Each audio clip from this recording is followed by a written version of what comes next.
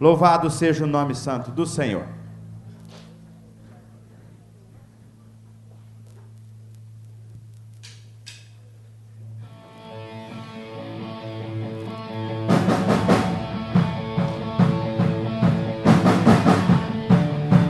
Vamos aplaudir.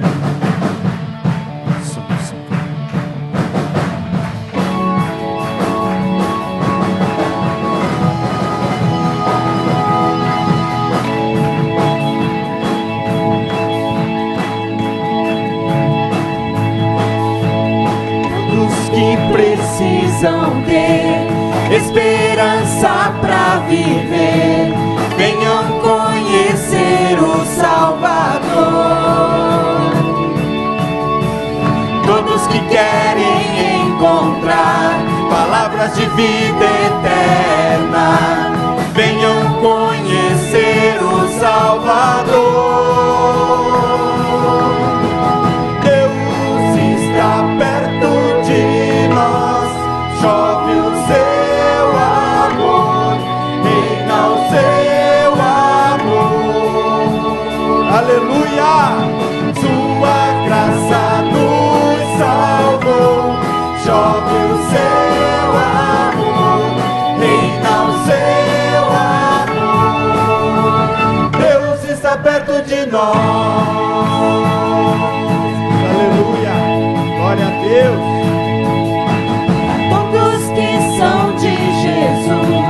Mortos para o mundo, vivos para a luz, venham adorar o Salvador.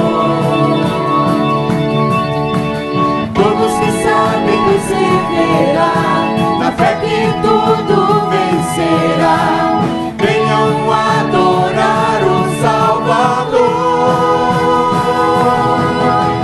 Deus está perto de nós, chove o céu.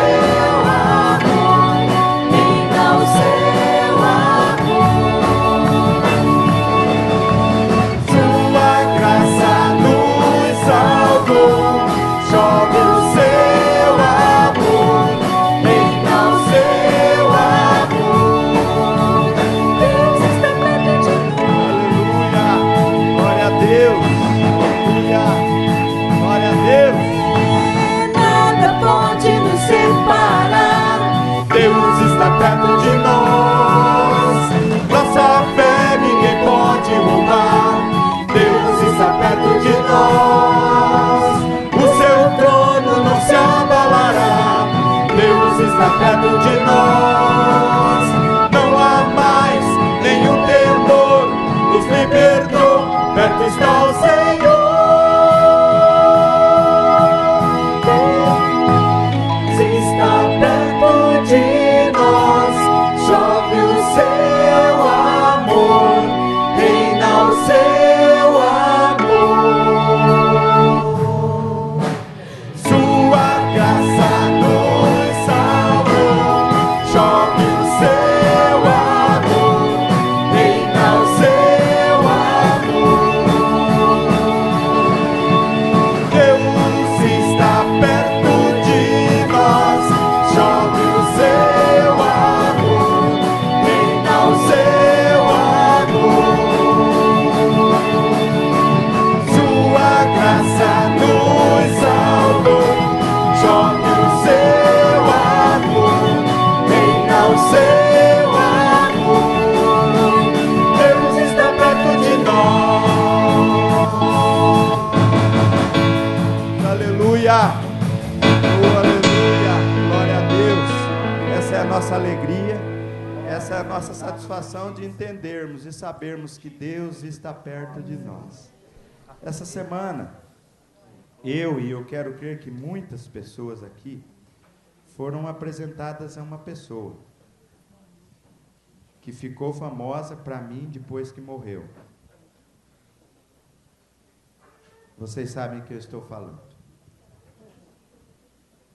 E eu ouvi uma entrevista do pai dele, o pai dele dizia assim: eu orava todos os dias para que Deus protegesse meu filho, guardasse meu filho, protegesse os que estivessem com ele no carro, segurança, motorista.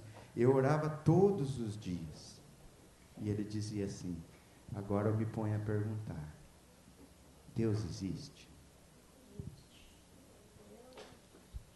Muitas circunstâncias vêm sobre nós para provar a nossa fé e acreditarmos fielmente que Deus existe. Nós que estamos aqui entendemos, o amor de Deus não falha. O amor de Deus não falha. Todos nascemos, todos crescemos e morremos. Existe um projeto de Deus para aqueles que creem fielmente em Deus, independente da circunstância, de que morremos, mas um dia ressuscitaremos para encontrar com Ele nas nuvens. Deus existe, irmãos, Deus é fiel. Independente do que se passar com a nossa vida, Deus é fiel. E para que Deus eu tenho orado todos os dias? Para que a primeira tribulação mais pesada eu comece a duvidar da sua existência? Não, irmãos, o amor de Deus não falha. Ele não falha. Ele não falha. E isso nós precisamos entender. E o amor de Deus está aqui. Acredite você nisso. Creia e você será feliz.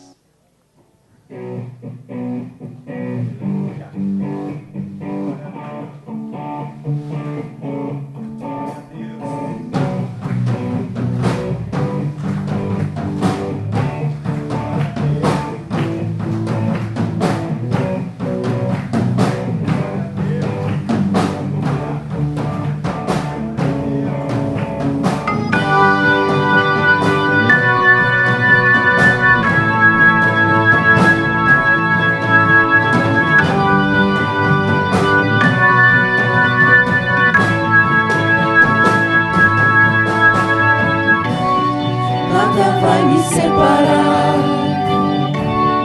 mesmo se eu me abalar, teu amor não falha.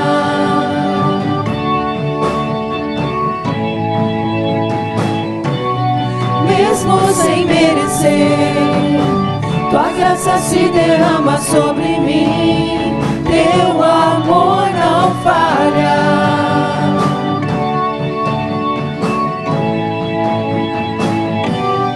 Tu és o mesmo para sempre. Teu amor não muda. Se o choro dura uma noite, a alegria vem pela manhã. Se o mar se enfurecer, eu não tenho que temer, porque eu sei que me amas. Teu amor não falha. Aleluia! Glória a Deus! Aleluia! Louvado é o nome do Senhor! Aleluia! Glória a Deus! Se o vento é forte e profundo mar, tua presença vem me amparar. Teu amor não falha. Aleluia! Difícil é o caminhar, nunca pensei que eu fosse alcançar. Teu amor não falha. Por quê? Tu és o mesmo para sempre.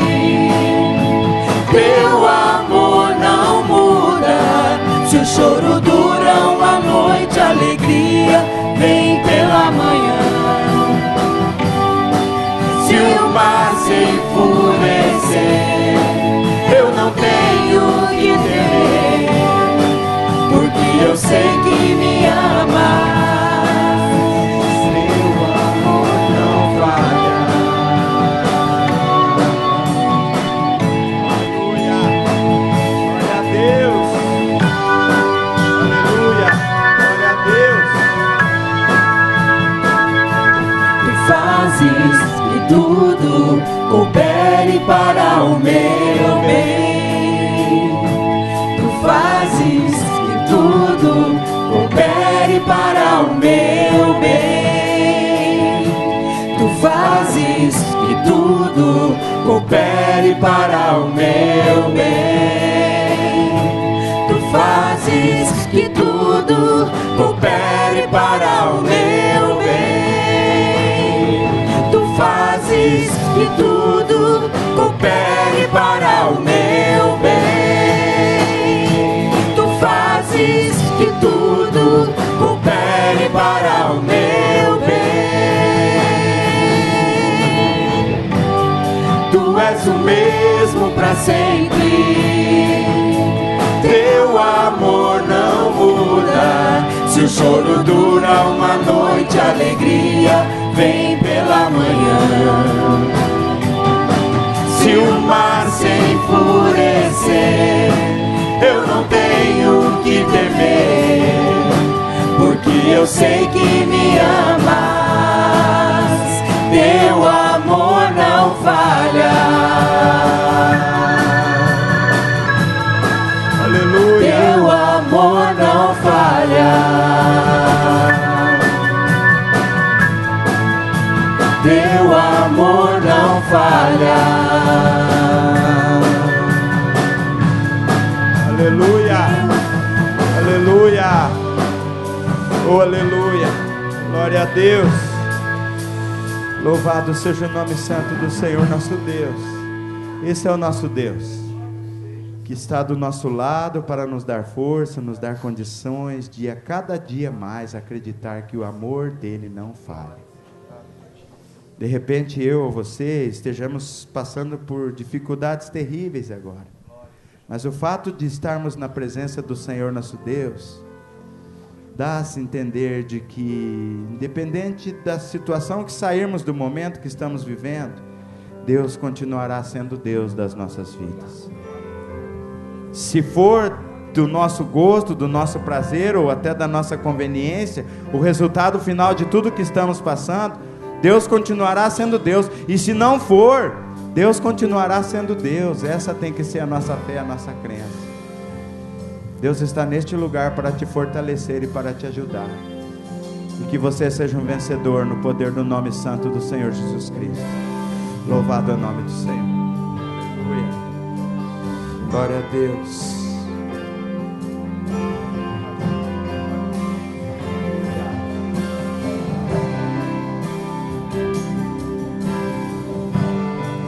Glória a Deus. Tu és santo, poderoso Deus. Levantamos Levante a nossas mãos, te entregamos o louvor. Nossos corações consagramos a Ti. Vem e toma o Teu lugar, vem e reina sobre nós. Tu és santo, poderoso Deus. Levantamos nossas mãos, te entregamos o louvor. Nossos corações consagramos a Ti. Vem e toma o Teu lugar, vem e reina sobre nós. Viemos te dar a honra que é devida, te dar a glória que é devida, te dar a honra que é devida, te dar a glória que é devida. Aleluia. Glória a Deus. Toda a honra, toda a glória seja dada ao nome santo do Senhor nosso Deus. Todo louvor, toda adoração seja ao nome santo do Senhor. Poderoso Deus, levantamos nossas mãos, te entregamos o louvor. Nossos corações consagramos a Ti. Vem e toma o Teu lugar, vem e reina sobre nós.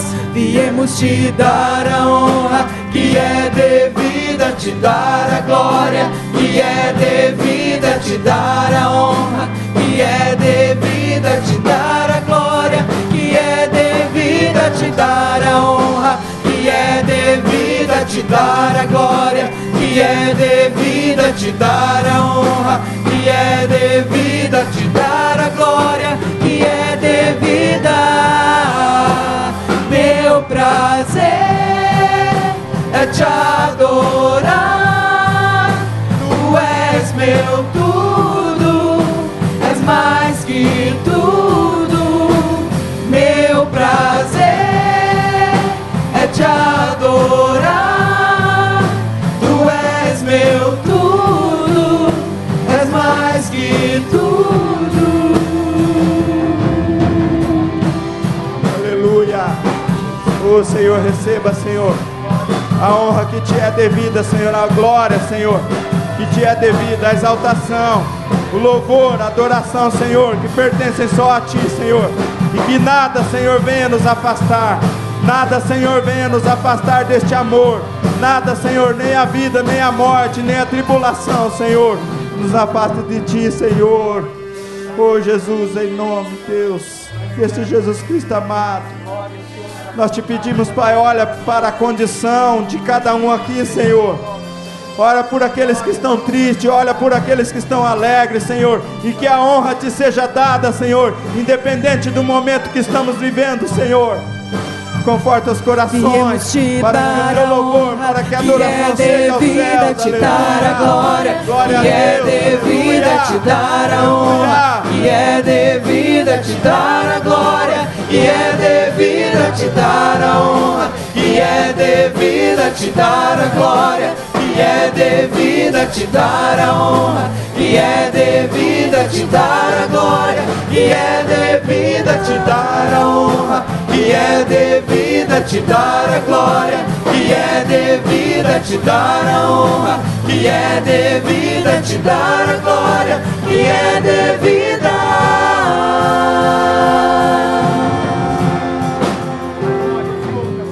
Oh, aleluia. Oh, exaltado seja o nome santo do Senhor nosso Deus. Oh, engrandecido seja o nome santo do Senhor nosso Deus. Aleluia. Receba a honra, Senhor. A Bíblia conta que no momento da morte do Senhor Jesus Cristo, quando Jesus Cristo morreu e que os céus tremeram, a terra se abalou, o centurião e mais algumas pessoas que estavam ao pé da cruz, olhando para o alto, declararam verdadeiramente ele era o Filho de Deus. E um pouquinho antes, se nós subirmos um pouco o nosso olhar para o alto da cruz, nós vamos encontrar uma pessoa se rendendo a Jesus Cristo e dizendo para Jesus Cristo: Jesus, lembra-te de mim quando entrares no teu reino. São oportunidades imperdíveis e que essas pessoas não perderam de se render aos pés da cruz e de que entender que Jesus Cristo era o Senhor dos senhores, o Rei dos reis e o único em condições de nos abençoar, de nos dar livramento, de nos dar cura, de nos dar libertações e de nos ressuscitar para o reino de glória. E que muitas vezes nós precisamos nos aproximar mais desta cruz, aumentar a nossa fé, a nossa convicção, porque Jesus Cristo continua sendo Jesus Cristo, e que Ele quer unicamente que nós entendamos isso para poder nos abençoar. Aleluia.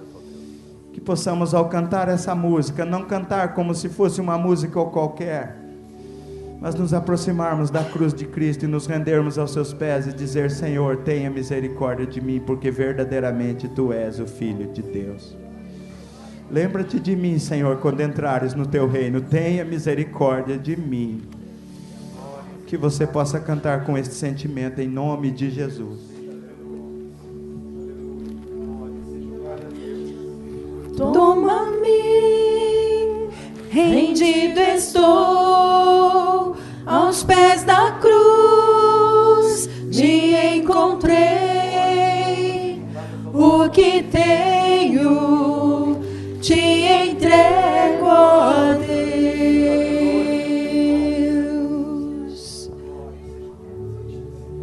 Vem limpar as minhas mãos, purificar meu coração, que eu ande em tudo que Tu tens pra mim.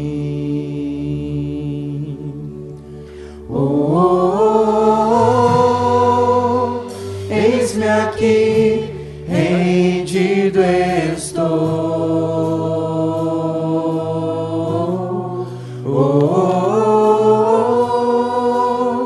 eu sou teu e tu és meu. Jesus.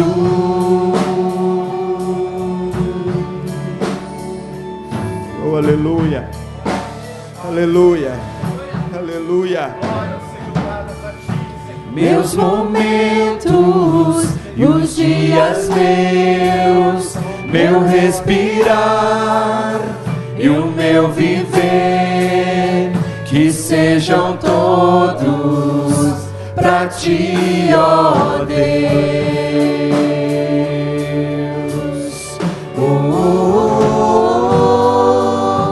Eis-me aqui, rendido estou.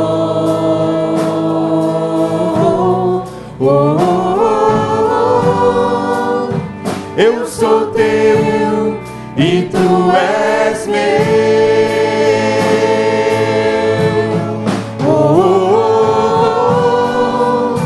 Eis-me aqui, rendido estou. Aleluia.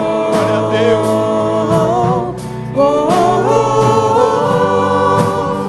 Eu sou teu e tu és meu.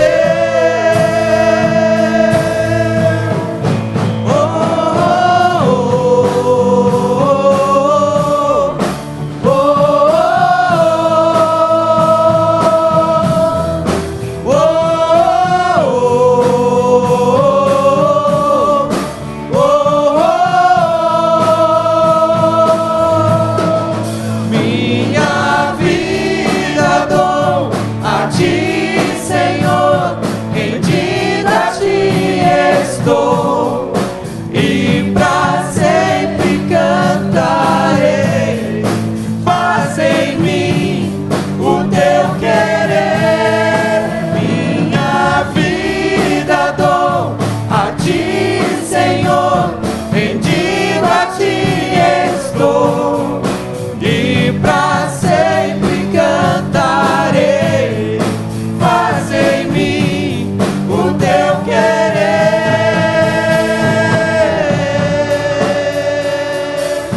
Aleluia. Aleluia. Aleluia. Eis-me aqui, rendido estou.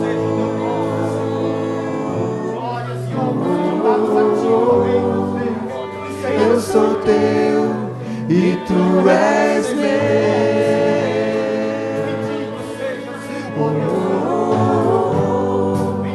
Eis-me aqui, rendido estou.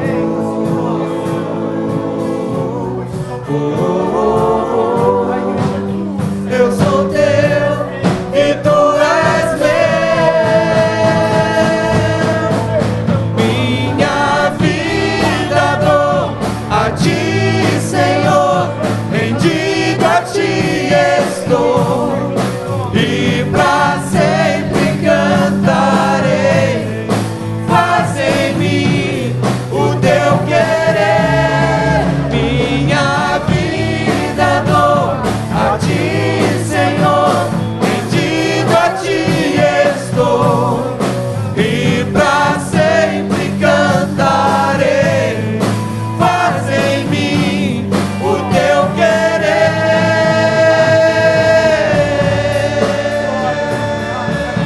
Aleluia. Oh, aleluia. Senhor, cumpra, Senhor, o teu querer, Senhor, em nossos corações, Senhor. Senhor, que não percamos a oportunidade, Senhor, de nos aproximarmos da cruz de Cristo. Senhor, que nada nos separe, Senhor, deste relacionamento, nada interrompa, Senhor, este relacionamento de amor.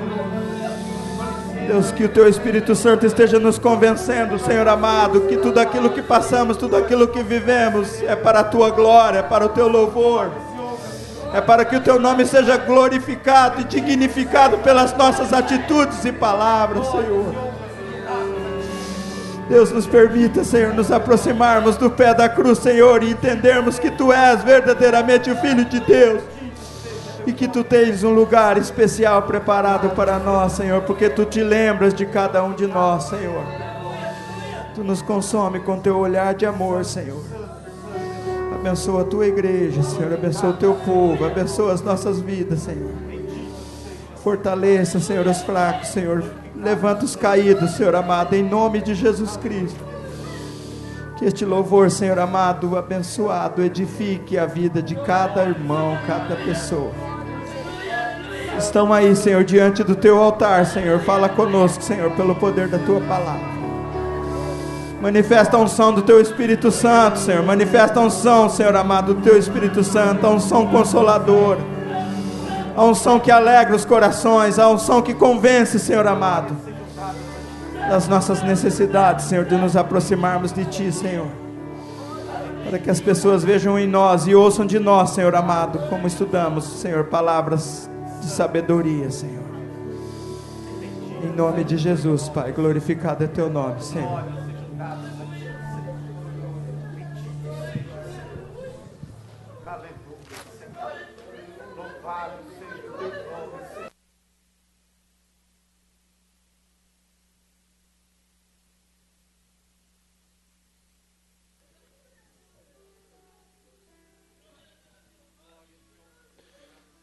Abra sua Bíblia em Efésios capítulo 4 e acompanhe a leitura do versículo 25 até o versículo 30. Aos Efésios capítulo 4, versículos 25 a 30, em nome de Jesus.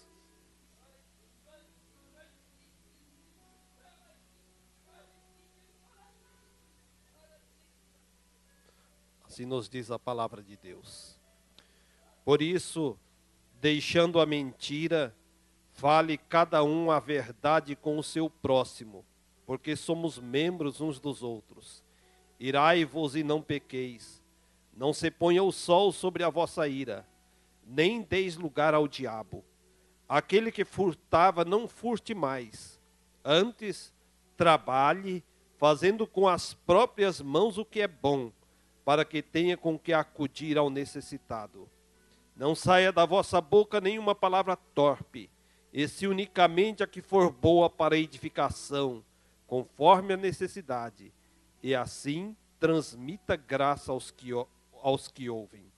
E não entristeçais o Espírito de Deus, no qual fostes selados para o dia da redenção. Santo Deus, Pai querido e glorioso, nós estamos em Tua presença, somos gratos, meu Deus, por este momento. Agora falaremos da Tua palavra santa. Meu Deus querido e glorioso, fale conosco. Use-nos para o Teu louvor, para a Tua glória. Que em tudo, Senhor, em todas as coisas, o Teu nome seja exaltado, seja glorificado. Meu Deus poderoso e eterno, que nós venhamos a ouvir o que Tu tens para nós nesta manhã, de coração aberto, de mente aberta, Senhor, para receber a Tua palavra, para deixarmos ser transformados pelo Teu Santo Espírito, meu Deus. Nós Te pedimos, ó Pai, em nome de Jesus Cristo. Amém, Senhor. Amém. Assentai-vos.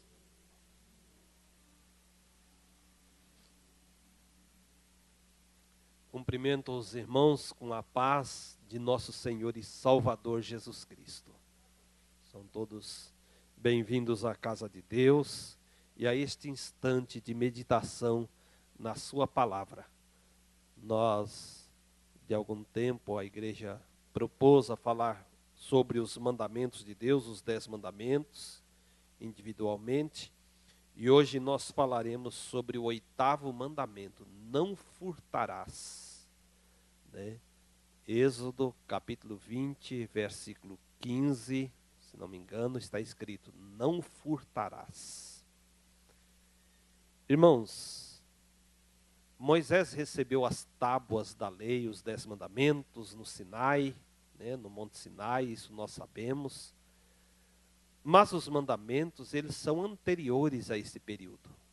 Os 10 mandamentos já existiam, porque eles são eternos. Desde o tempo de Adão, de Eva, já havia lá os mandamentos de Deus, porque os mandamentos de Deus são eternos, diz o salmista. Portanto, eles são anteriores à ocasião em que Moisés recebeu as 2 tábuas de pedra, tábuas feitas por Deus e escritas pelo dedo de Deus. É a única parte da Bíblia que o próprio Deus escreveu com o seu dedo. Toda a Bíblia ela é de Deus, ela é inspirada. Foi Deus quem inspirou os homens a escrever.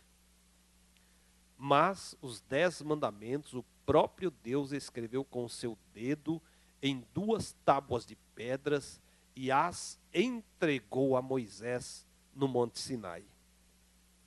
Alguns acham que os mandamentos são pesados, né?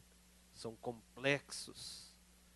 Mas os mandamentos de Deus, eles são simples, são diretos e maravilhosos. Nós é que muitas vezes complicamos a palavra de Deus. Muitas vezes nós complicamos a simplicidade da linguagem que Deus emprega para dizer a nós o que devemos fazer.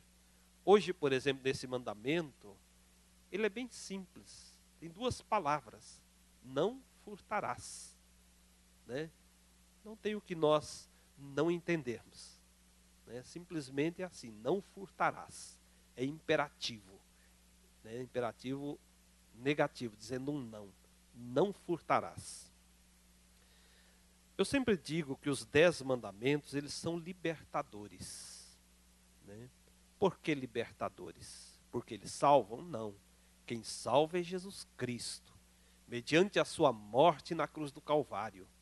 A Bíblia diz que a salvação é obra da graça de Deus, da misericórdia de Deus sobre as nossas vidas. Pela graça sois salvos. Isto não vem de vós, é dom de Deus, não vem das obras, para que ninguém se glorie. Mas por que digo eu então que eles são libertadores? Irmãos, eles são libertadores pela forma direta, incisiva e simples aplicada às nossas vidas. Por exemplo, a Bíblia diz no primeiro mandamento, não terás outros deuses diante de mim. Ou seja, Deus diz, vocês só têm um Deus, sou eu. Eu, Senhor, sou o vosso Deus Criador. Você já imaginou se fosse como outros povos? Tem povos que têm centenas de deuses. Né? Você tivesse tantos deuses, um Deus para isso, um Deus para aquilo. Né? Para cada coisa você tivesse um Deus. Não era complexo? Então Deus simplifica as coisas. Ele diz, não terás outros deuses diante de mim. Eu sou o único Deus verdadeiro. É só me servir, é só me adorar. Você não precisa recorrer aos deuses que os homens inventam. Os gregos tinham os deuses para as mais diversas ocasiões.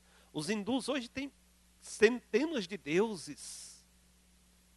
E nós temos um único Deus. Então o mandamento ele é libertador, porque ele não complica as nossas vidas. Ele diz, somente um Deus. Eu sou o Senhor Deus, tirei da casa do Egito, da terra da servidão. Não terás outros deuses diante de mim. Né? E o pior, irmãos, é que esses deuses, como os deuses gregos, enfim, eles muitas vezes são zangados, são mal-humorados e ciumentos. Eles brigavam entre eles. Isso é, né, dentro da crença dos gregos. Um fazia mal ao outro, um competia com o outro. Então imagina você servir a um deus ou a deuses que são ciumentos, mal-humorados, brigões. Né? Que tipo de Deus você serve? Mas nós servimos a um Deus santo, a um Deus verdadeiro, a um Deus de amor, a um Deus de misericórdia. Nós não precisamos nos curvar diante de imagens para servir. A Bíblia diz, vem a hora e agora é em que os verdadeiros adoradores adorarão ao Pai em espírito e em verdade. Eu não preciso de imagens de escultura para adorar a Deus. Né? Por isso que eu digo, são libertadores nesse sentido. Deus diz para nós de forma direta, né, que nós temos um dia para descanso, um dia para nos repousarmos das nossas obras. Isso não é maravilhoso? Você imaginou o que é trabalhar todos os dias? Tem gente que se orgulha né? Eu conheço pessoas que se orgulham e dizem, não, eu não descanso nem um dia, eu não tiro férias, eu trabalho todos os dias. Como se isso fosse uma vantagem. Não é vantagem. Deus sabe, em sua sabedoria, Deus sabe que nós precisamos de repouso. Nós trabalhamos uns dias, depois descansamos. Nós temos férias. Isso é divino. O povo de Israel, cada 7 anos, no 7º ano, eles descansavam o ano todo. Eles tinham mais férias que nós. Afinal de contas, né, para nós termos um ano de descanso, nós trabalhamos 11 anos. Né? De cada 12, você tira 12 férias. Tem um ano. O povo de Israel, cada 7 tirava. Então, eles tinham mais férias que nós. Tinha o ano ainda do jubileu, que era o 50º ano. Então, eles descansavam no 49º, que era o ano sabático, e ainda descansavam no 50º, que era o ano do jubileu. Que maravilhoso, né, Paulo? Então, por que Deus determinou um dia para o nosso descanso? Porque Ele sabe do nosso físico, da nossa mente. E Deus é tão maravilhoso que nesse dia que Ele determinou para o descanso, Ele diz assim, olha, não fique pensando nas coisas de vocês, não esqueçam. Porque às vezes tem gente que, né, dorme até mal, passa o final de semana mal. Por quê? Porque embora ele esteja descansando, ele continua pensando nos seus afazeres seculares, no seu trabalho, nas tarefas que deixou, naquilo que vai realizar. E Deus é tão maravilhoso que Ele sabe que a nossa mente precisa de descanso também. Portanto, Ele diz lá através do profeta Isaías, né, para nós não ficarmos pensando nas nossas próprias coisas, nossos pensamentos, as nossas coisas, mas para nós descansarmos, evidentemente. Para nós esquecermos os nossos afazeres seculares. Então, irmãos, só falando de alguns mandamentos, dizendo quanto Deus é maravilhoso, de nos dar e dizer, a lei não é para castigo, não é para opressão, é para libertar vocês, é para dar um norte, é para dizer, olha, é assim a conduta e você vai viver bem. Por isso a leitura que o Celso, né, fez no início, onde Paulo, escrevendo lá aos Romanos, ele diz assim que nós não precisamos temer a autoridade. Se passa uma polícia perto de nós, nós trememos todo. Não, eu não fiz nada de errado. Eu não tenho por que temer. Ela foi constituída para o meu bem, para a proteção. Quem tem que temer é aquele que faz as coisas erradas. Assim também os mandamentos é para que nós tenhamos um norte, saibamos aquilo que devemos fazer. Então hoje nós falaremos sobre o 8º mandamento, não furtarás. E como disse, o mandamento é simples, direto e claro. Né? Furto é furto. A legislação brasileira ou outras legislações, né, ou a ciência jurídica, ela estabelece várias regras. Né? Tem furto, tem roubo, tem prevaricação, tem dolo, tem desvio, né? Tem apropriação indébita, não sei o quê, mas tudo é furto. Tudo é roubo, é subtrair algo que não lhe pertence, é obter alguma coisa sem o devido pagamento. Né? Então o mandamento ele é simples. Quando você se apropria de algo que não lhe pertence sem o devido pagamento, ou quando você subtrai algo de alguém com violência ou não, sem o seu consentimento, isso é furto, é roubo, é apropriação indébita, é furto. Está incluso nesse mandamento, não furtarás. Mas existem muitas outras coisas que às vezes as pessoas fazem no dia a dia e não percebem que também não é correto. Né? Pode não ser qualificado como um furto dentro da legislação como nós conhecemos, da forma como conhecemos, mas nós precisamos ter cuidado também para não incorrermos nesses erros. Por exemplo, uma cópia ilegal, um plágio, uma pirataria, não é correto nós fazermos isso. A Bíblia, ela vai dizer daquilo que nós não devemos furtar, né? E simplesmente não furtarás. Agora, se eu obtenho algo de alguém sem o seu consentimento, né, do verdadeiro dono, ou sem pagar por aquilo que eu estou obtendo, né, isso também não é correto. Normalmente, a legislação ela vai vedar esse tipo de atitude e considera uma infração. Né? Quando você faz um plágio, por exemplo. O Paulo César talvez tenha conhecimento disso, né? Eu lecionei um tempo e conheço. alunos que fazem plágio, ou seja, copiam um trabalho. Isso não é correto. É como se fosse seu, a sua ideia. Aqui está, professor. Pediu um trabalho sobre determinado assunto, aqui está o trabalho, eu fiz o trabalho. E é simplesmente uma cópia. Então isso não é um furto. De repente você vai dizer, não, mas não é bem um furto. Furto é se eu subtrair algo de alguém, mas você subtraiu. Alguém se esforçou, escreveu, pesquisou, fez um trabalho, você simplesmente foi lá para passar de ano, para obter a nota, e copiou, e passou como sendo seu. Então, irmãos, plagiar trabalho escolar também não é um bom caminho. Então, que a gente tenha isso em mente, que há coisas que podem não parecer, mas que no fundo não deixa de ser. Assim como a pirataria, a cópia ilegal, enfim. Há outras coisas, como, por exemplo, manipulação de informação. Você já ouviu, ou talvez já tenha até sido vítima, de pessoas que uso de informação sigilosa, por exemplo, para levar vantagem. Depende da área que você trabalha, às vezes você se depara com essas situações. Ou então, a pessoa, para obter uma vantagem pessoal, ela mente, ela exagera, ou às vezes ela falta com a verdade, ela não diz totalmente a verdade. E aí comete fraudes, comete falcatruas, trapaceia, engana. Isso tudo também poderíamos incluir aí nessa questão do furto, porque você está prejudicando alguém.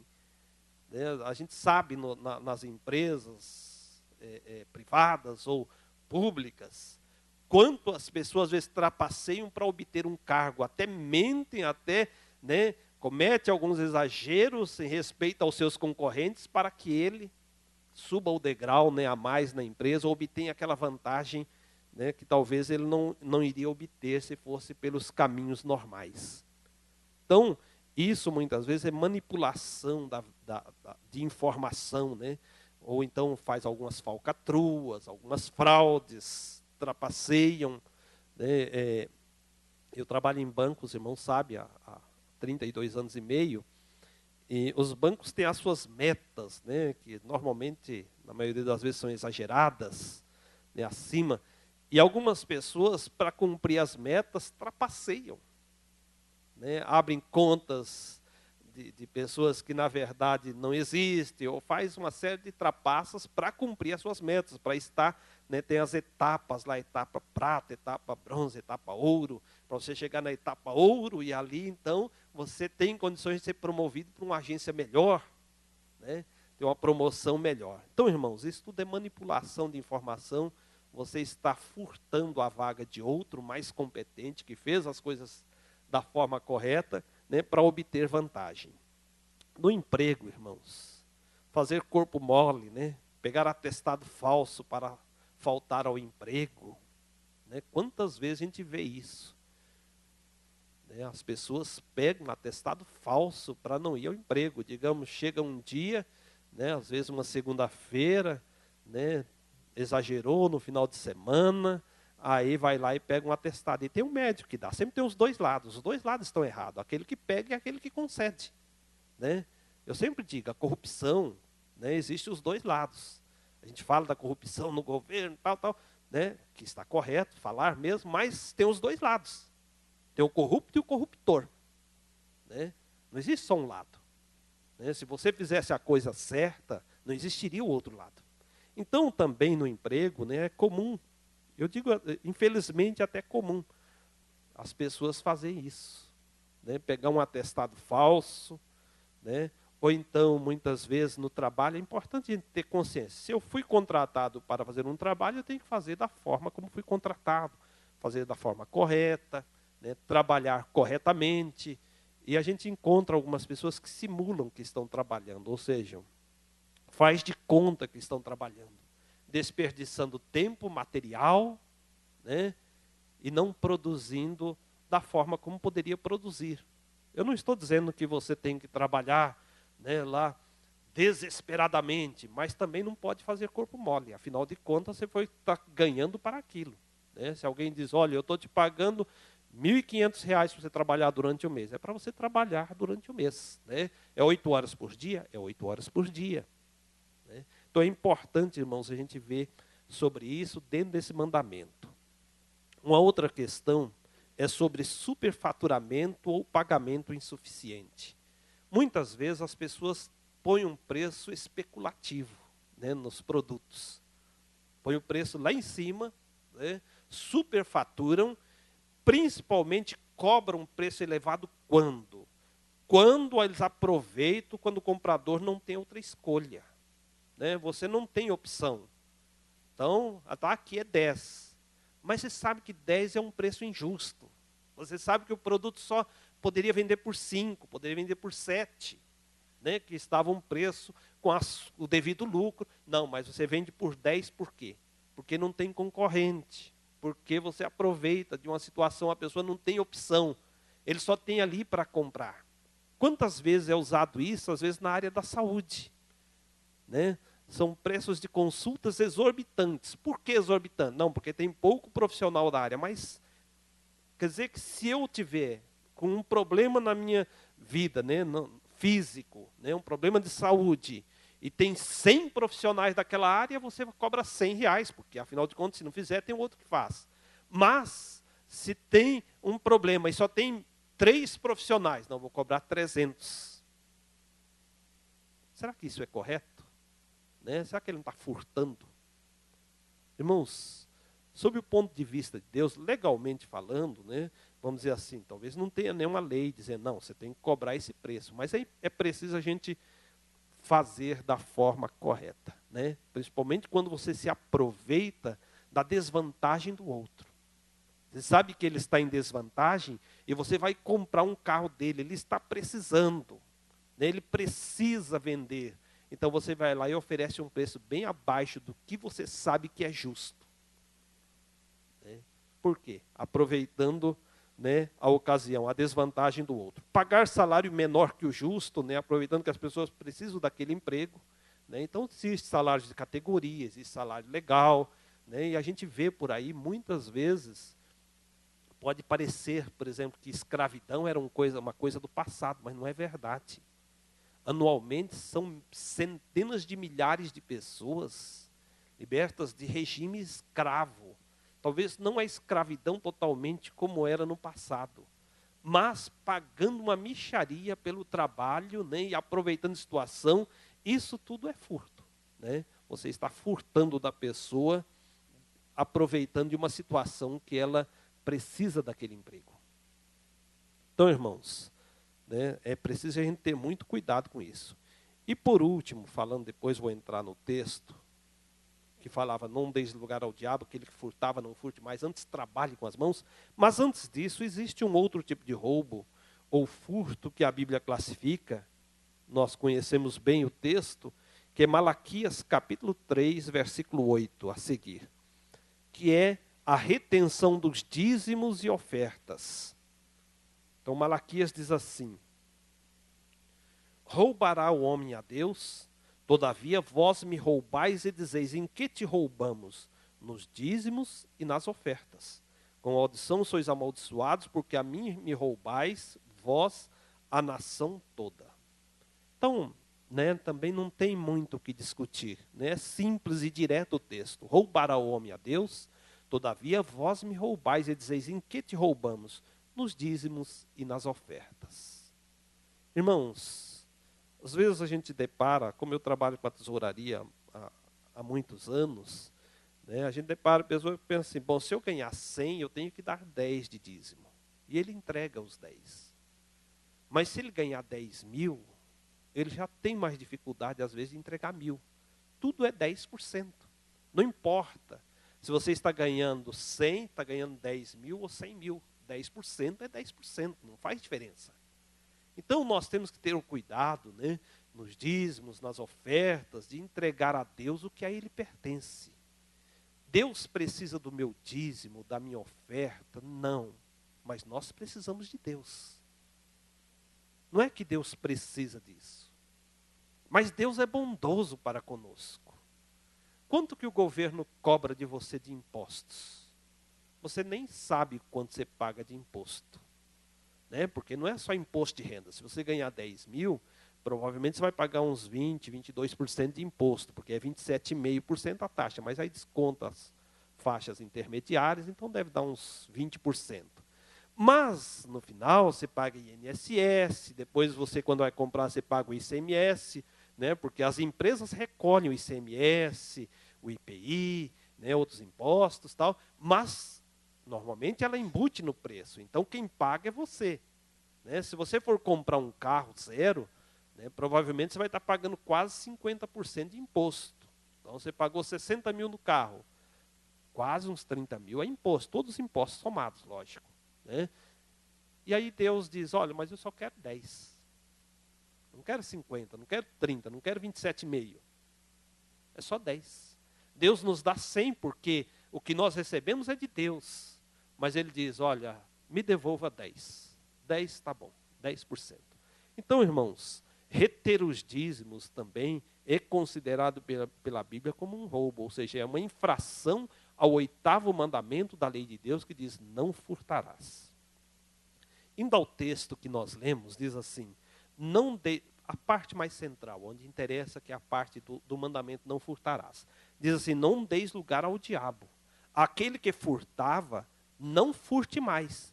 Antes trabalhe, fazendo com as mãos o que é bom, para que tenha com o que repartir com o que tiver necessidade. Vejam, irmãos, que esta prescrição bíblica tem duas partes, não furtar e trabalhar. Né? Além de dizer, ó, não furte, se você furtava, agora não furte mais. Mas ele vai mais adiante, antes trabalhe, faça com as mãos o que é bom. A Bíblia diz, no suor do teu rosto comerás o teu pão. A nossa sobrevivência vem com o trabalho. Sem trabalho, não há sobrevivência. Paulo dizia, quem não trabalha, não coma. Né? Paulo é radical. Se você não trabalha, então também não coma. Os irmãos aposentados, então, Paulo não está dizendo os aposentados, está dizendo os que estão em idade ativa, né, que estão trabalhando, que não fizeram a sua aposentadoria. Né? Paulo está falando isso. Irmãos, lá no Jardim do Éden, o casal, né, será que eles trabalhavam? Trabalhavam. Deus diz, olha, vocês vão estar aqui para cuidar do jardim, vocês têm trabalho, vocês vão cuidar de tudo isso. Qual era a diferença, então? Eles certamente não suavam, vamos dizer assim, né? Eles não cansavam, não se afadigavam do trabalho. Mas depois do pecado, o trabalho, então, né, a gente tornou-se mais cansativo, nós nos afadigamos, né? Principalmente que ele faz trabalho mais manual, né? Literalmente sua, né, no trabalho. Então o trabalho ele é bíblico, ele é necessário para a nossa sobrevivência. Se os irmãos olharem, nas sociedades onde as pessoas têm preguiça ou não se motivam a trabalhar, as cidades, a sociedade normalmente é atrasada, né, do ponto de vista aí, social e econômico.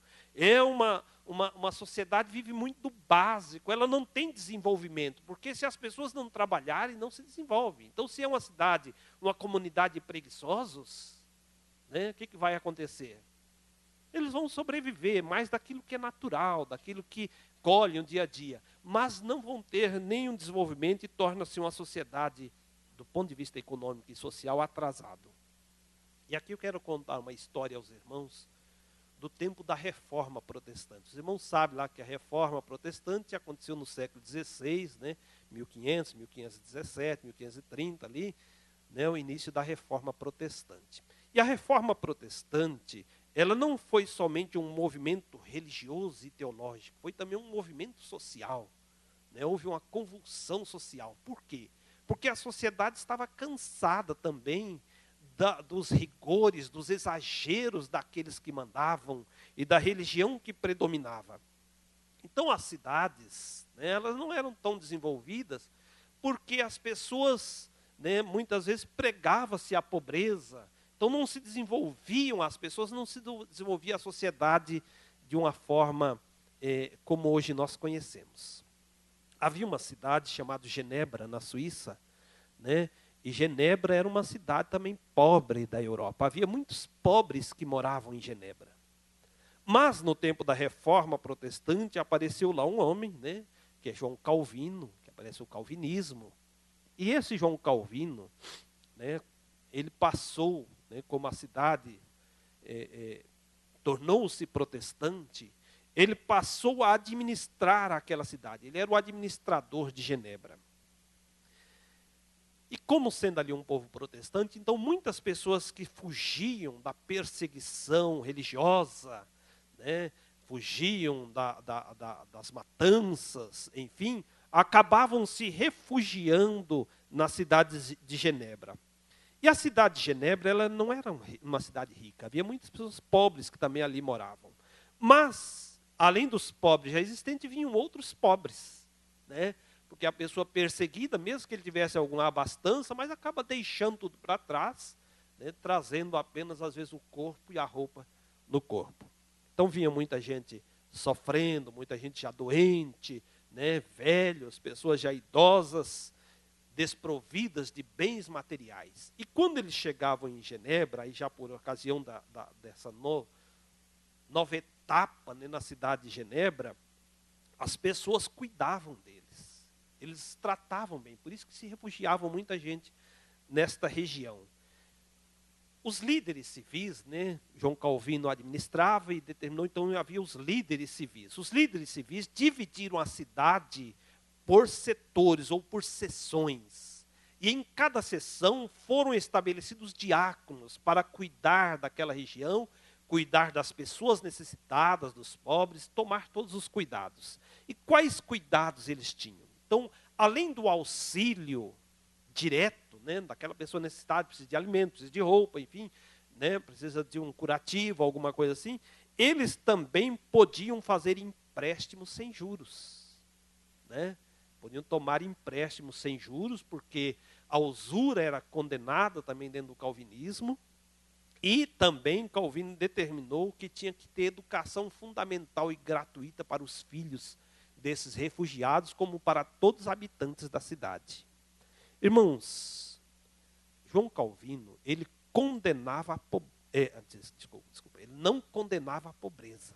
Não é que ele condenava a pobreza, mas ele condenava a ociosidade, ou seja, a pessoa que não trabalhava, ele achava que isso era uma ofensa pública, né, uma ofensa aos demais, você não trabalhar, né, viver às custas dos outros. Por isso, né, ele considerava o trabalho como uma virtude, mesmo se fosse um trabalho árduo, ele considerava isso é uma virtude.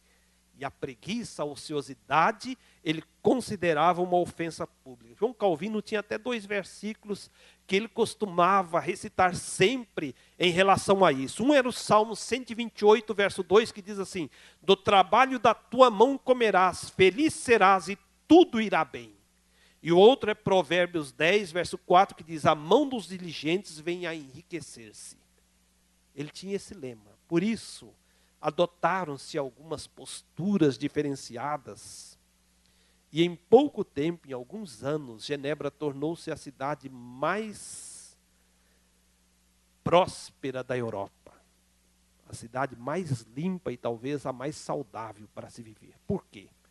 Né, as leis eram um pouco rigorosas. Eles exigiam que as pessoas, em frente às suas casas e em frente aos seus comércios, eles varressem, escovassem as cidades, a calçada e também a rua, limpassem, não podia deixar sujeira. Tinha que cuidar da sua cidade, tinha que cuidar da sua casa, tinha que cuidar da sua região e tinha que trabalhar.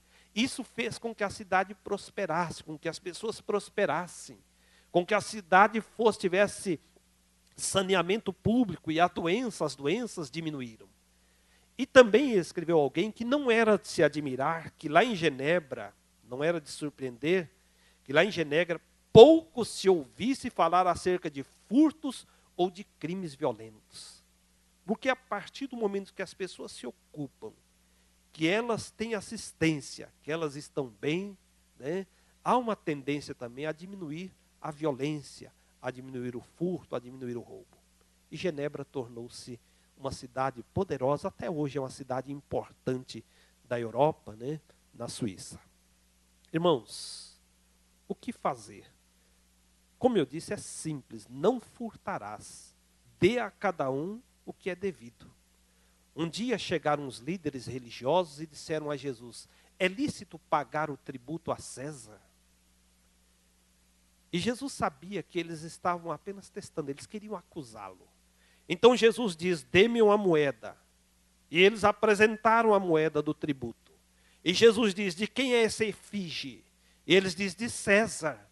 E Jesus dirige-se a eles e diz: dai a César o que é de César e a Deus o que é de Deus. E a Bíblia diz que eles ficaram maravilhados e deixaram Jesus. Irmãos, os roubadores não herdarão o reino de Deus. 1 Coríntios 6, versículo 9 e 10 nos diz assim: ou não sabeis que os injustos não herdarão o reino de Deus? Não vos enganeis, nem impuros, nem idólatras, nem adúlteros, nem efeminados, nem sodomitas, nem ladrões, nem avarentos, nem bêbados, nem maldizentes, nem roubadores herdarão o reino de Deus. Para o nosso tema interessa aqui duas palavras: nem ladrões, nem roubadores herdarão o reino de Deus. E Paulo diz assim: tais fostes alguns de vós. Ele está dizendo, alguns de vocês foram isso. Mas foram lavados, foram santificados, foram justificados em nome do Senhor Jesus Cristo e no Espírito do nosso Deus. A Bíblia não está dizendo daquele que foi, mas está dizendo daquele que permanece no pecado. Os irmãos conhecem a história daquele homem crucificado ao lado de Cristo, chamado de bom ladrão. Existe ladrão bom? Né? Acho que não. Mas as pessoas costumam chamar o bom ladrão. Mas não importa se aquele homem era um ladrão, tipo Robin Hood, roubando dos ricos para dar aos pobres, não interessa. Roubo é roubo. O que interessa é nós sabermos ali que aquele homem era um roubador. Mas naquele instante foi perdoado por Cristo. Foi purificado pelo Senhor. E Jesus diz a ele: na verdade te digo hoje, tu estarás comigo no paraíso. Irmãos, então a Bíblia diz que os roubadores, eles não herdarão o reino de Deus. Os ladrões, a Bíblia faz aqui uma classificação de alguns tipos de pecados e diz: não sabeis que eles não herdarão o reino de Deus? Hoje nós vivemos uma época de grandes avanços científicos, tecnológicos, de grandes produções agrícolas. Para os irmãos terem uma noção, produção de soja está lá em cima, de milho, o preço está lá embaixo. Por que o preço está baixo? É uma questão de mercado, oferta e procura. Há muita oferta de produto, mais do que a necessidade. E aí você pergunta, mas se existe mais que o necessário, por que milhares de pessoas morrem de fome, de inanição? Não tem pessoas que morrem de fome? Por que tanta gente morre de violência, de miséria? São centenas de milhares todos os anos, que morrem. E aí você pergunta, mas em pleno terceiro milênio, vivemos o terceiro milênio, não é mais aquele tempo da Idade Média. É um tempo de grandes avanços tecnológicos. E por que esses avanços tecnológicos não resolvem os problemas da fome, da miséria? Porque o problema não é tecnológico, irmãos. O problema é moral, é ético. Tem gente que prefere queimar. Já houve tempo no Brasil que queimou-se toneladas e toneladas de café. Porque havia uma super estocagem de café. Então, irmãos, os piores problemas da nossa época, eles são, na verdade, de natureza moral, de natureza ética. À medida que os recursos são subtraídos das pessoas, pelas mais diversas, os mais diversos agentes sociais, eles tiram também a oportunidade das pessoas de desfrutar melhor e com dignidade do trabalho das suas mãos. À medida que se recolhe os impostos e eles não são aplicados da forma adequada, você tira oportunidades de emprego. Você tira oportunidades da pessoa ter uma educação melhor, de ter uma saúde de qualidade, de ter uma infraestrutura mais adequada para o seu dia a dia. Os governantes, não usam da forma adequada os recursos que eles recolhem em seus cofres públicos, não usam de forma eficiente os impostos arrecadados. Mas não é só os governantes, porque aí se fosse só um lado era fácil. Mas existem os dois lados.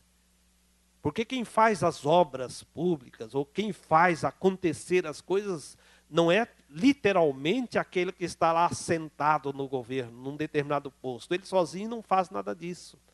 Tem que ter a ajuda de outros agentes. Então nós encontramos as empresas privadas ou públicas, elas recebem os recursos públicos e aí não fazem as obras. Ontem eu estava vendo uma reportagem de escolas, uma determinada empresa já recebeu milhões, já deveria ter entregue obras, e algumas estão no começo, outras ainda nem começaram.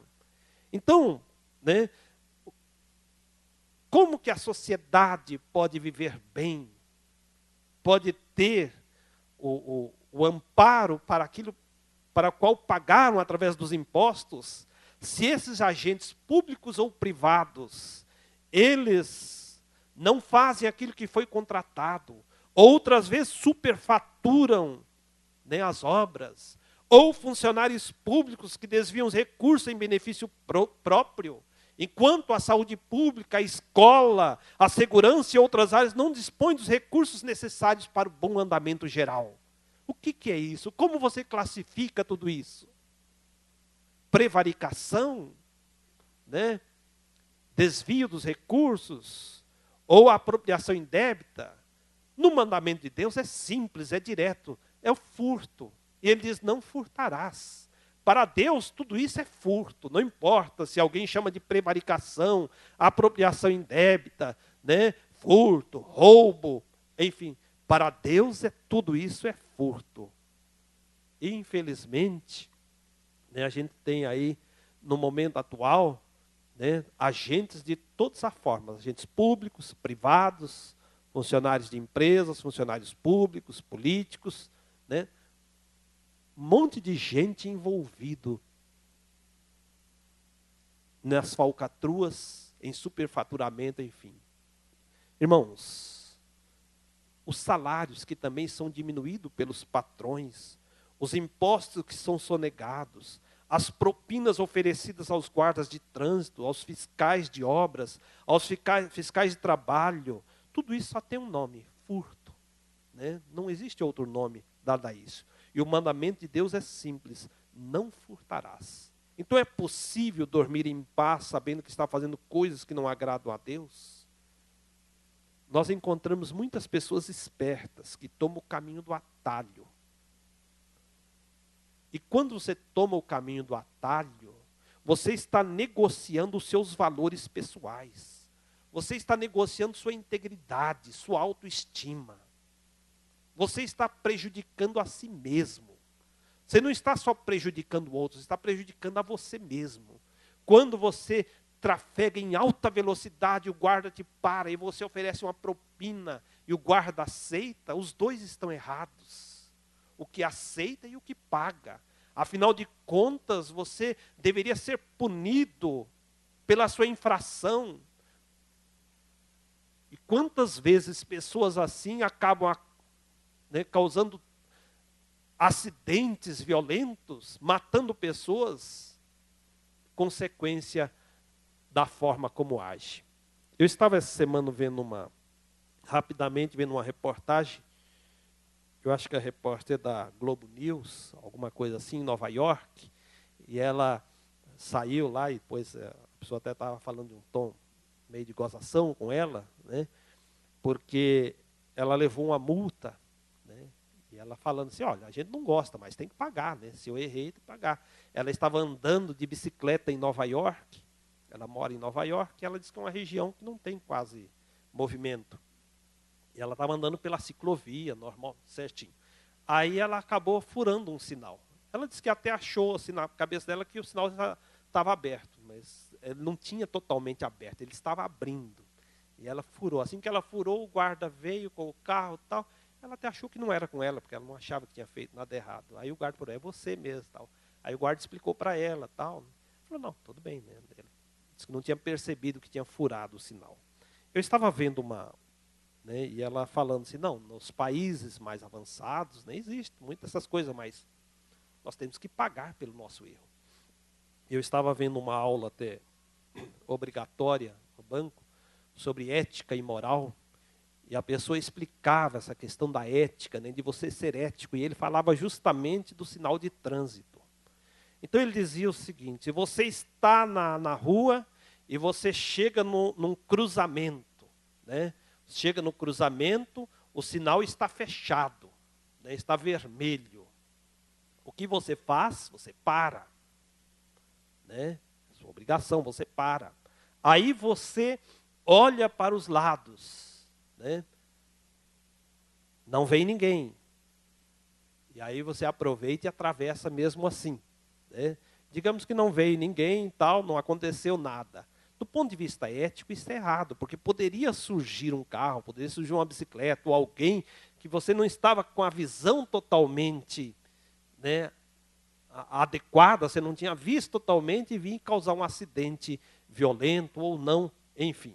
Então a questão, irmãos, é que nós temos regulamentos, nós temos leis, nós temos ordens, nós temos que é para o bem da sociedade. As leis são feitas para o bem da sociedade. As autoridades são constituídas para o bem da sociedade. Há desvirtuamentos? Há.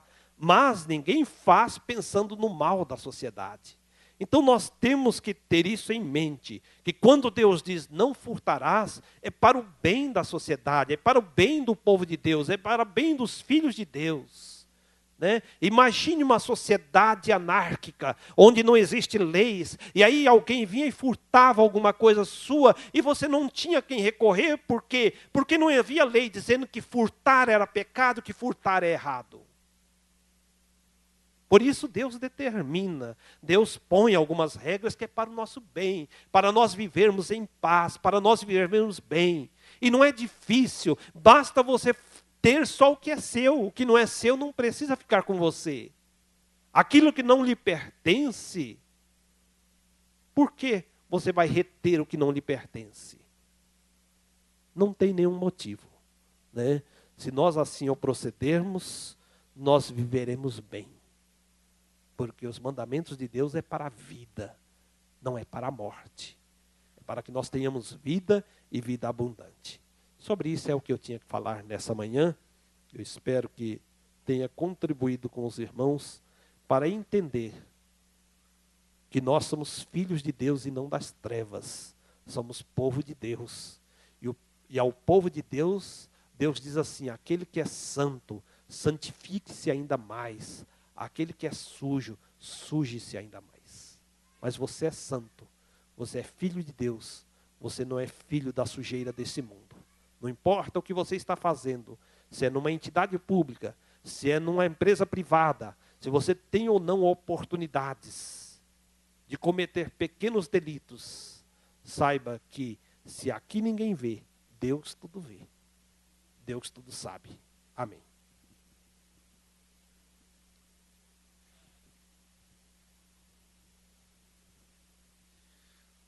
Nós vamos conversar com Deus sobre este aspecto da nossa vida.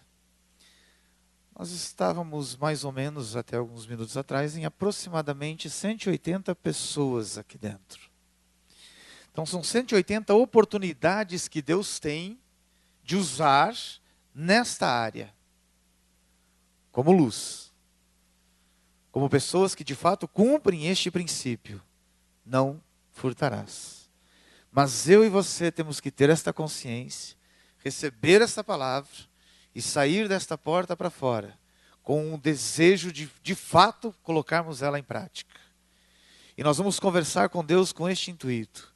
Senhor, que Tu, através do Teu Espírito Santo, me ajude a entender na amplitude o Teu mandamento, não furtarás.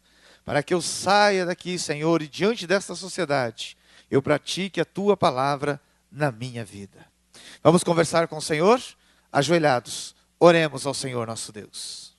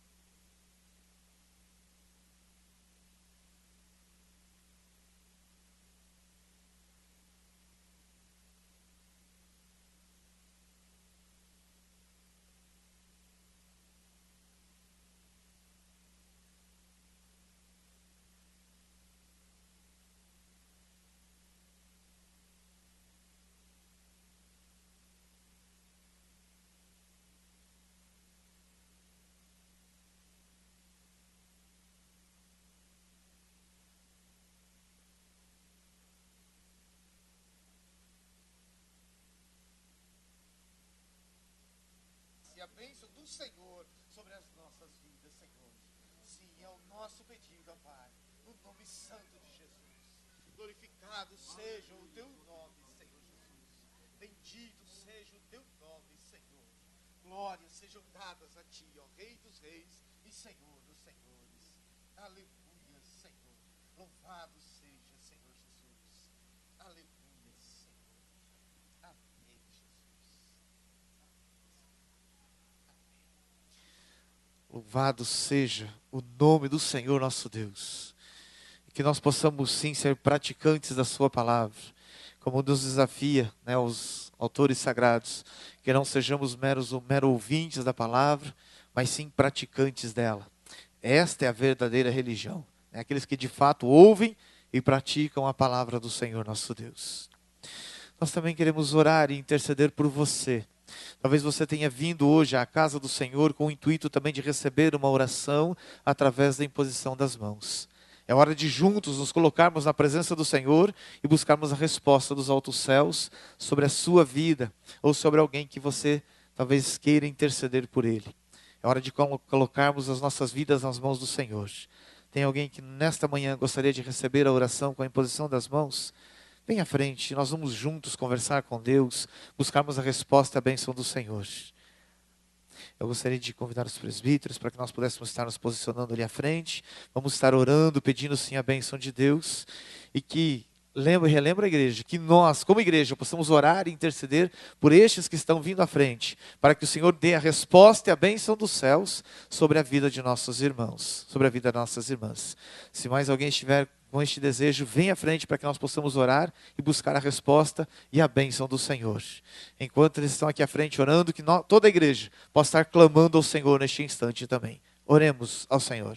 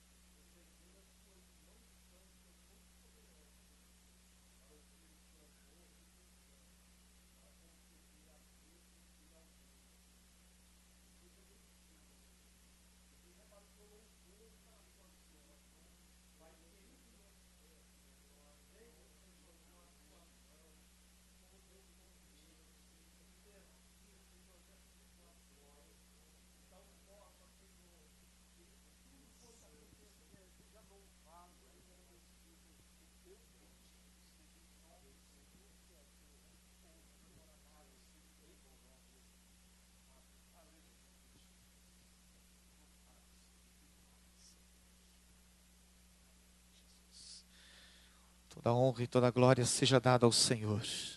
Irmãos, nos chegam 3 pedidos de oração pela igreja, para que a igreja esteja orando. É por Natália, ela mora no norte do Paraná, é uma criança e chega o pedido a nós, para que nós possamos estar orando por ela. Pelo Sérgio, que é o irmão da Sandra, da Sueli, ele está internado, em estado gravíssimo, e precisa da oração da igreja. Então vamos apresentar a vida do Sérgio também nas mãos do Senhor. A informação que nós tínhamos até recente agora é que ele estava na UTI, inclusive, todo entubado, e o estado de fato é grave. E a igreja precisa apresentar os seus nas mãos do Senhor. E vamos orar também pela irmã Nazira. Ela não estava bem, parece que aconteceu um incidente aqui, inclusive, ali fora, onde ela acabou tendo uma queda, agora recente. Então vamos apresentar a vida dela também nas mãos do Senhor, a saúde da irmã Nazira. O Senhor que conhece e sabe de todas as coisas, Ele também é poderoso para operar grandes coisas. E nós temos a fé no Todo-Poderoso. Não somente no milagre que Ele faz, mas nós temos a fé no que Ele pode fazer a nosso favor. Que Ele possa entrar com a provisão, com a ação dos altos céus sobre estas vidas. Natália, o Sérgio e a Nazira.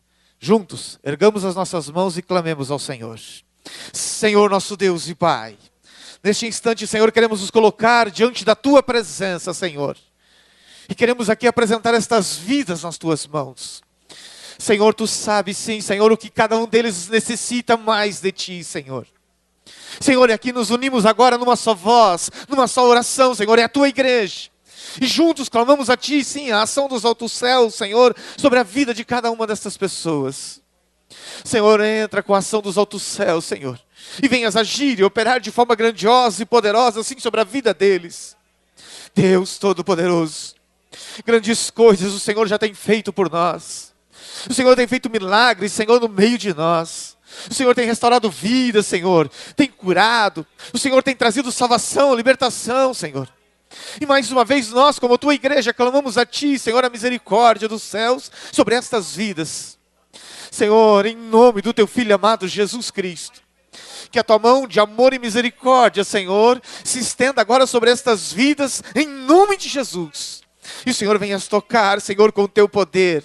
O Senhor venha agir e operar de forma grandiosa sobre a vida deles, Senhor. Senhor, em nome de Jesus, é a oração que nós fazemos a Ti, Senhor, pois temos a certeza de que Tu és maravilhoso, que és grandioso, e que o Senhor pode sim nos atender, Senhor. Por isso, olha agora por eles, em nome de Jesus, e manifeste sim o Teu querer e a Tua vontade sobre estas vidas, Senhor. Pai, em nome do Teu Filho amado Jesus Cristo nós Te pedimos, e que tudo venha a ser para a Tua glória, para o Teu louvor, Senhor.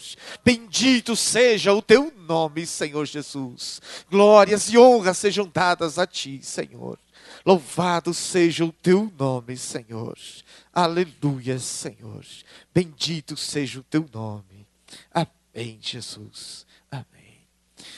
Que nós possamos continuar, sim, adorando, engrandecendo ao Senhor, lembrando sempre de orar uns pelos outros, como é o princípio e o mandamento do Senhor nosso Deus. Levantando as nossas mãos, orando uns pelos outros em todo o tempo. É a ordem do Senhor. Que possamos continuar orando e intercedendo sempre uns pelos outros. Amém. Graças a Deus por tudo que o Senhor nos proporcionou nessa manhã. Amém.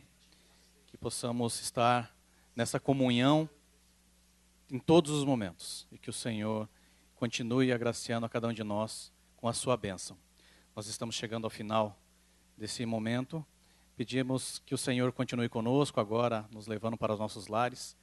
Que você seja grandemente abençoado na continuidade desse sábado. Amém? Vamos todos agora curvar as nossas cabeças. E o pastor José Wagner estará nos despedindo com a bênção apostólica. Que a graça de nosso Senhor Jesus Cristo, o grande amor de Deus, o nosso Pai, e a comunhão e consolação do Espírito Santo, permaneça com todos nós, hoje e para sempre. Amém. Amém.